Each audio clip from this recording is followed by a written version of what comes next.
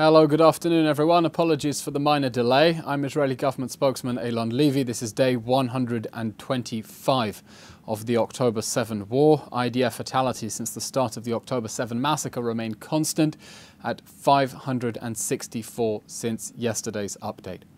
Prime Minister Benjamin Netanyahu delivered remarks last night in English, laying out the case for total victory over Hamas in the wake of the October 7 massacre. Victory that will be judged against the three goals the government set after Hamas declared war: destroying Hamas, freeing the hostages, and ensuring that Gaza never again pose a threat to the Israeli people. The Prime Minister explained that total victory over this Iranian proxy in Gaza will ensure Israel's security and pave the way for additional peace accords with our Arab neighbours. Anything short of total victory would leave Hamas free and emboldened to repeat the October 7 atrocities as it has promised to do again and again. It would also embolden Iran and its other proxies, Hezbollah, the Houthis, etc., to step up their aggression in the Middle East and threaten the entire free world as they seek to do. Total victory, therefore, is the only conceivable outcome for Israel. The Prime Minister also explained that total victory is within reach and is a matter of months away. The IDF is far exceeding expectations despite facing a uniquely challenging counter-terror battlefield that no army in history has ever had to confront. In just 4 months, the IDF has shattered 18 out of 24 battalions and killed, wounded or captured over 20,000 terrorists, more than half of Hamas's fighting force. The IDF is systematically destroying the vast underground tunnel network Hamas built under civilian areas, demolishing rocket factories and stockpiles, and more. Intense IDF military pressure also secured the release of 110 hostages, and this government's position is that only more military pressure will get the remaining 136 home. Unfortunately, Hamas's response demanded Israel's complete capitulation, which would leave its terrorist army free and emboldened to take more hostages in future, and would only invite further massacres of the sort we endured on October 7th. The IDF has also taken all this action against Hamas's military machine while taking unprecedented steps to protect civilians, despite Hamas's efforts to maximize humanitarian suffering, and despite the shameful failure of international agencies to support Israel's humanitarian efforts. Those efforts will continue, nevertheless, as the IDF dismantles the main Hamas stronghold of Khan Yunis and advances on its last bastion, Rafah. We will, of course, secure safe passage for civilians out of a war zone where terrorists are trying to use them as human shields, in some cases stopping them from leaving at gunpoint and stealing the humanitarian aid generously donated by the international community. In our intelligence estimates, up to 60% of that international aid is being hijacked by Hamas. The Prime Minister also elaborated in his remarks on his 3D vision for peace. For peace between Israel and Gaza, the destruction of Hamas will have to be followed by the demilitarization of Gaza and the de-radicalization of Palestinian society. To prevent a resurgence of the military machine that perpetrated the October 7 massacre, Israel will need to maintain overriding security control over Gaza. That means Israeli forces will retain the ability to operate wherever and whenever necessary to stamp out a terrorist resurgence. Israel has no intention of governing Gaza or its people. That task must fall to a civilian administration staffed by people committed to routing terrorism, not rooting for it. To ensure sustainable peace, there must be de-radicalization to tackle the genocidal Hamas ideology that led to October 7. A massacre involving not only UNRWA staff, but hundreds of UNRWA graduates. And as international donors now think about what to do with those funds they have suspended to UNRWA, the question they should be asking is not how many UNRWA staff participated in the October 7 massacre, but how many UNRWA school graduates participated in the massacre. And if indeed 70% of the population of the Gaza Strip is falsely classified by the United Nations as refugees and receiving education services from the United Nations, it only stands to reason that around 70% of the perpetrators of the October 7 massacre were in fact graduates of the UN-run, internationally funded schools in Gaza that have been raising generation upon generation on a diet of jihad and martyrdom. UNRWA's schools indoctrinate Palestinian children to genocide and terror. They have brutalized generations of Palestinian children. The next generation must be educated toward peace. We therefore call on the international community to replace UNRWA with responsible aid agencies capable of educating Palestinian children in a way that paves a way for peace and capable of delivering humanitarian aid to people in Gaza while stopping Hamas from hijacking it and calling it out when it does. Israel would of course welcome the participation of moderate Arab states, which have already successfully de-radicalized their school curricula over the past decade in creating a different and better future for Gaza. Israel's total victory over the Hamas October 7 machine is coming, destroying Hamas, demilitarizing Gaza, de-radicalizing Palestinian society.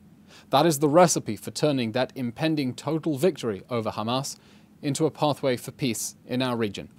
To bring this war to its speediest conclusion, we urge the international community, allies and other nations to stand by our side, demand the immediate and unconditional release of the hostages we fear are being starved, tortured, raped and executed in the Hamas terror dungeons, and demand the immediate and unconditional surrender of the terrorists who perpetrated the October 7 atrocities and have spent every day since then threatening to repeat them again and again. That's it for today's update. We will, of course, as always, take your questions. Thank you. The first question comes from Joel Pollack of Breitbart News. Could you comment on the significance of the visit of President Javier Milei of Argentina this week? And the second question is, does Israel object to the suggestion by Antony Blinken last night that Israel must not dehumanize Palestinians? Israel, of course, welcomes all solidarity visits from leaders around the world.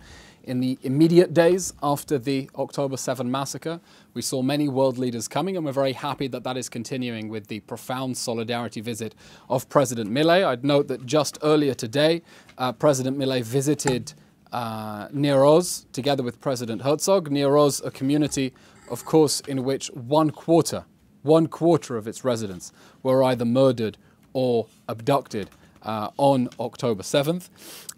It's very important that world leaders continue to come to Israel and bear witness to the atrocities of October 7th and stand by Israel's side as we continue to prosecute and go after the monsters who perpetrated that massacre and have been threatening to do it again. Of course, we hope that will convert itself into tangible diplomatic support. As for your second question, I don't think that's a fair question. I think if you look very closely at Secretary Blinken's remarks, and the US administration has been standing foursquare by us as we have been fighting Hamas and bringing it to justice after the October 7 massacre. That was not intended in any way as criticism of Israel. He said that cannot be a license to dehumanize others. Absolutely right. There should be no dehumanization. We're all human beings. And that's why Israel remains committed to fighting for humanity on the front lines of humanity and upholding the highest standards of international humanitarian law and human decency as we fight a terrorist enemy that has as much regard for humanitarian law as for basic humanity. The next question comes from Lior Soroka of The Washington Post. Will the Israeli War Cabinet meet tonight to discuss Hamas's ceasefire proposal, and is it still on the table after the PM called it delusional?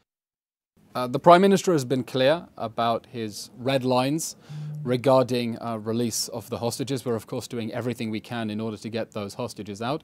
Time is running out for them. Time has already run out for the 31 hostages who have already been killed in captivity. The total withdrawal of Israeli forces and an end of this war is, of course, not an option. Hamas was calling for complete capitulation that would leave it free and emboldened to perpetrate another massacre. And we will, of course, continue all our efforts, everything possible to bring those hostages home safely to their families. The next question comes from David Isaac of JNS. Did the 132 aid trucks at Kerem Shalom, the protesters said they had blocked on Tuesday, eventually go through anyway? And if so, were the trucks inspected before going into Gaza? Second, if Hamas is siphoning off 60% of the aid, is the government planning to stop the aid until it figures out a better distribution system?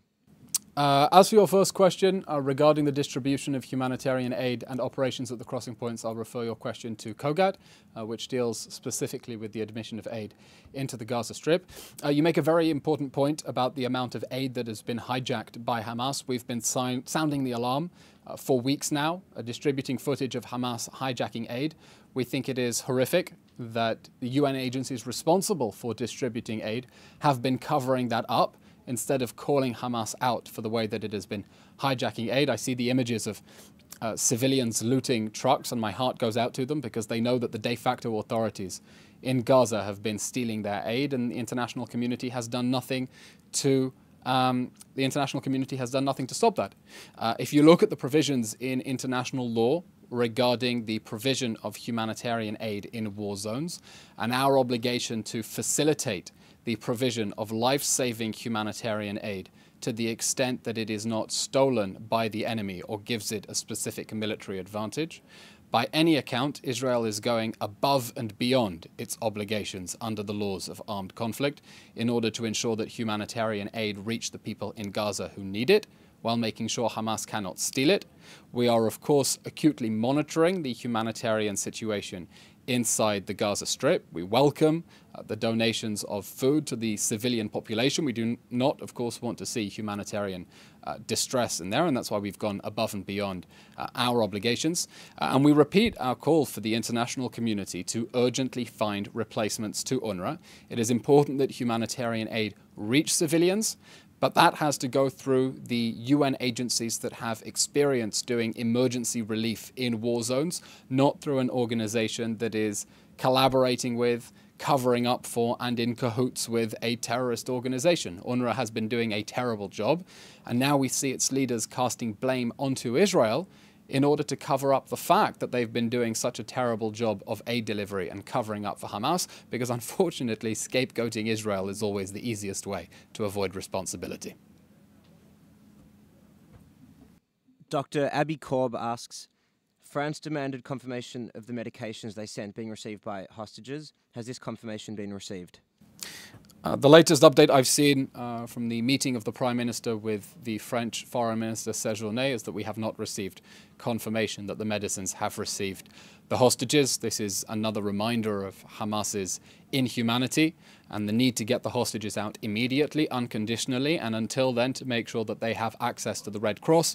And we repeat our demand for the Red Cross to use all pressure on Hamas to secure access to the hostages. It isn't enough for the president of the International Committee of the Red Cross to say that pressure on Hamas won't work as a way to avoid even trying to put pressure on it, as she admitted in that meeting with the Prime Minister a few weeks ago. That pressure must be applied so that those hostages can receive medicines. And on that topic, I refer you, of course, to the chilling medical report provided at the 100-day mark by the Hostages Family Forum, showing that 1/3 of the hostages have chronic conditions or were abducted with horrific injuries that require urgent attention. Time is running out for them, and we need the Red Cross to see them now. We need the Red Cross to see them yesterday, and we needed the Red Cross to see them on October 7th. Okay, that's all we have time for today. Thank you very much, everyone. Keep safe and have a good weekend. Thank you.